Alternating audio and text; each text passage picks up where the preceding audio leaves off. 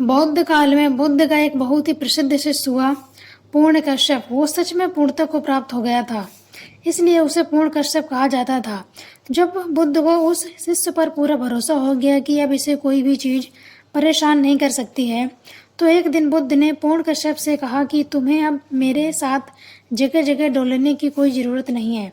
अब तुम खुद से ही पर्याप्त हो। अब तुम्हें किसी बुद्धि की ज़रूरत नहीं रही, इसलिए तुम अब गांव-गांव, नगर-नगर जाकर जो कुछ भी तुमने मुझसे सीखा है उसे लोगों में लौटाओ। अब से यही तुम्हारा काम है, जो तुमने पाया है उसे लोगों में बांटो। पूर्ण कश्यप ने कहा, लेकिन किस दिशा में जाऊं? आप इशारा तो करिए कि कहाँ जाना है। बुद्ध ने कहा, अब दिशा भी तुम खुद से चुन लो। अब तुमको दिशा बताने की भी जरूरत नहीं रही। तुम खुद ही समझदार हो, अब अपना मार्ग खुद ही चुन सकते हो। पूर्ण कश्यप ने कहा, ठीक है भगवान, तो मैंने अपना मार्ग चुन लिया है। बिहार में एक गांव है सूखा नाम का, मैं वहीं जाऊंगा।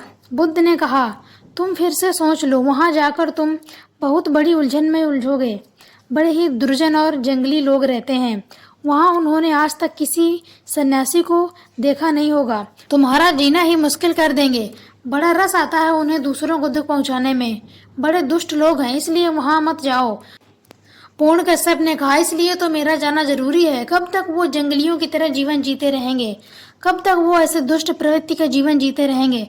आखिर किसी न किसी को वहां तो जाना ही होगा।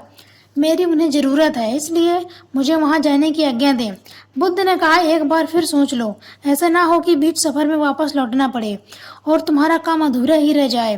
पूर्ण कश्यप ने कहा, जो सोचना था मैंने सोच लिया। बुद्ध, बस आप आज्ञा प्रदान करें। बुद्ध ने कहा, ठीक है, अब तुम जाओ, लेकिन जाने से पहले मेरे 3 प्रश्नों के उत्तर देते जाओ।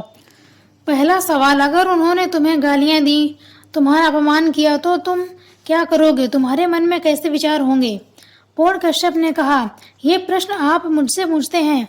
आपको तो पता ही है कि अगर उन लोगों ने मुझे गाली दी, मेरा अपमान किया, तो मेरे मन में प्रसन्नता के भाव उठेंगे। ये सोचकर कि कितने भले लोग हैं, सिर्फ गालियां ही दे रहे हैं, मार तो नहीं रहे हैं, वरना मार भी तो सकते हैं। बुद्ध ने कहा, अगर वो तुम्हें मारना ही शुरू कर दें तो तुम्हारे मन में कैसे विचार उठेंगे?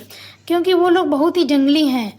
तब पूर्ण कश्यप ने कहा, तब मेरे मन में ये विचार उठेंगे कि सिर्फ मार ही रहे हैं, जान से तो नहीं मार रहे हैं, वरना जान से भी मार सकते थे। बुद्ध ने कहा, अगर उन लोगों ने तुम्हें जान से ही मार दिया तो मरते वक्त तुम्हारे मन में क्या विचार आएंगे? तब पूर्ण कश्यप ने कहा, ये बात भी आप मुझसे पूछ रहे हैं?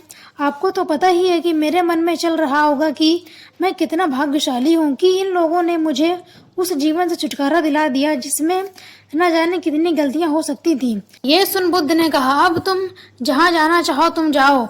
अब तुम्हारा कोई कुछ नहीं बिगाड़ सकता है। अब तुम्हें कोई गाली नहीं दे सकता, ना कोई अपमान कर सकता है। ऐसा नहीं है कि वो तुम्हें मारेंगे नहीं, तुम्हें गाली नहीं देंगे। हो सकता है कि वो तुम्हें कोई जान से ही मार दे, लेकिन अब वो तेरे शरीर को ही मार सकते हैं। तुम्हारे बाहरी शरीर को गाली दे सकते हैं, सिर्फ उसी का अपमान कर सकते हैं, लेकिन वो तुम्हारी आत्मा और मन का कुछ नहीं कर सकते। सारा खेल मन का है कि कैसे हम इस दुनिया को देखते हैं, कैसे विचार अपने अंदर पालते हैं।